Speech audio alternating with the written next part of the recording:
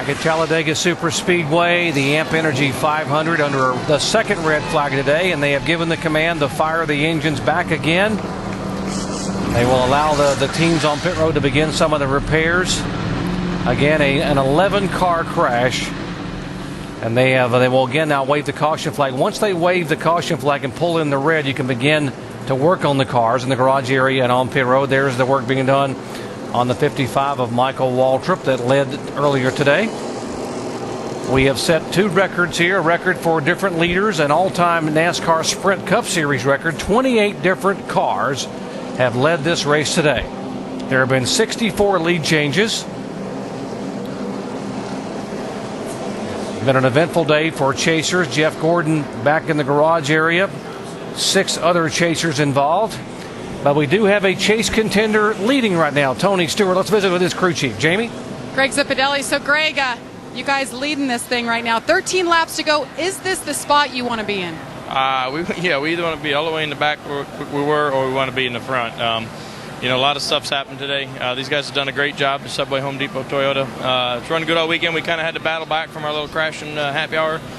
Proud of all the guys here for what they've done, and we've had a pretty good car, so we got to keep our fingers crossed, and hopefully we get tied up with the right people here for the last little bit. Before this big one, you guys, it got a little dicey, but the spotter said, Tony, back off. It's getting crazy. How important was that call to avoid that big one? Oh, absolutely. I mean, we were right in the right place. We had just taken the lead, and the 3rd and 4th place car wrecked, so you can't you just never know here where it's going to happen or what happens. It's a really small line, of overdoing it, and fortunately we've been able to so far stay out of it and keep our fingers crossed here. All right, Tony Stewart looking for his first win in 2008 and here at Talladega. Dave? And that would be for Casey Mears as well, Jamie. How is your driver avoiding all those wrecks out there today? He's doing a good job in that Pop-Tarts CarQuest Chevrolet. It was really close. We were real close to this one down here, and Eddie Mason up our spotter, and Casey did a really good job, and Casey just got it done down there. I think either the 38 or the 6 or somebody broke the momentum that 99 so we could get underneath them. But it's been a good day for the guys, good day on pit road, and hopefully we can get one here. Looks like the car has all the speed that it showed in qualifying. It does. At Talladega, you're going to go up and back. It's a pinball here, but we've been up more than we've been back. It's a good thing. You want to be up front at the end of the race, so it'd be nice to be 2nd or 3rd with 2 to go and get a shot at it. All right, there's the strategy right there. 2nd or 3rd with 2 to go, guys. What do you think? I think he's got a shot. He's got a great race car, and he knows he's been the victim before. He was running 3rd at Daytona with 6 laps to go and got taken out. He was the highest finishing Hendrick car here in April with a top 10 finish. A lot of guys coming for tires. Yeah, you saw them having to avoid this wreck, and probably got some flat spots and debris on these tires. They want to get them all off of there. Shannon? It's going to be 4 tires for Clint Boyer. They think they may have a little bit of damage from that wreck. They're just going to check it out. But the 07 survived that wreck. Dave? Jimmy Johnson will come to pit road. They will put 4 fresh tires on that car, and they're still trying to decide kind of whether or not they're going to go for it here at the end or play conservative. Mike? And Jeff Burton in now. He came on the radio just after that incident happened and said, guys, we barely escaped that one. They just scooted right through. No damage on the 31 as they complete their stop now, and they're away. Major adjustments you saw in the back of that 48 car, Andy. Yeah, they keep changing the car, freeing it up every stop. They raised the track bar the last stop and took a little wedge out that on this one here. So even though handling's not a big issue, I guess Jimmy's feeling something there. He just wants his car to be a little freer. Let's update Jimmy Johnson's day. It was very uneventful at the start. He was dropping to the back, and he dropped too far to the back and lost the draft and got a lap down in the first 25 laps. Lap 54, there's the incident in front of him. He gets a big chunk of rubber, Goodyear carcass on the hood of his Chevy. And here's the first big one of the day. 9-car crash, and watch Jimmy weave his way through. So he's still driving the car. You hear him getting back in the throttle trying to avoid these guys.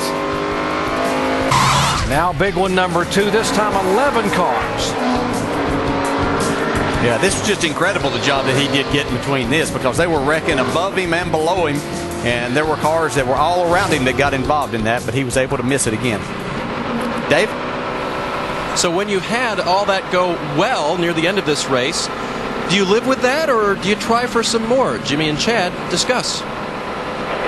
Here's the situation. You can be aggressive and try to go for the win.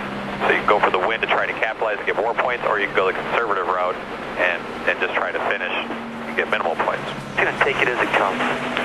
Need to do better with that than anything. Really, the other side of it too is I have used up all my luck for one day. There's something in me saying just be smart here because I can't. What do you think of that, crew chief? What should he do? He's going to, like he said, play it by ear, and I'll guarantee you if that wins in grasp, Jimmy Johnson will go for it. He's not going to take any chances to get it, but I'll guarantee you he'll go for it if it's there. The Chasers have had their woes at Talladega today. 9 of the 12 Chasers have been involved in some sort of incident. We documented Jimmy Johnson, Jeff Gordon in the garage area. He's done for the day. Denny Hamlin had been taken to a local hospital for evaluation. He was awake and alert. Carl Edwards looped it coming off of pit road. Harvick to spin. And those guys involved in the crash. The only 3 that haven't had an issue are Stewart, Tony Stewart, Jeff Burton, and Clint Bowyer. But we still have 11 laps to go. Yeah, it's not because they hadn't been in position to get in something. They've just been a little more fortunate than the others. And I can assure you that you're talking about Jimmy Johnson.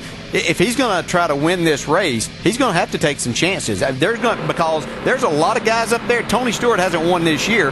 Joe Nemechek hasn't won in a while. Casey Mears hasn't won in a long time. Elliott Sadler's been one. We've got a lot of hungry drivers that are going to do whatever it's going to take. So Jimmy's going to have to make a decision. The wild part of this, we've eliminated a lot of drivers that from the issue, but we're not finished with this. It's going to get crazy again. And in that top 5, David Reagan has never won a NASCAR Sprint Cup race. Remember, you heard Alan Bestwick tell you earlier, this track has produced 9 first-time winners. And you look at our top 8, and we've got guys up there, a few of them have won, but we've got quite a few that haven't won, and some of those that have won haven't won in a while. So, and it's a golden opportunity, and they know it. They see this right there. It's something they can actually attain, so they're going to be on it. Yeah, this is their chance. Showing you where the leaders are starting. Tony Stewart, 350th like the end of an career start. race with all the cars that are left.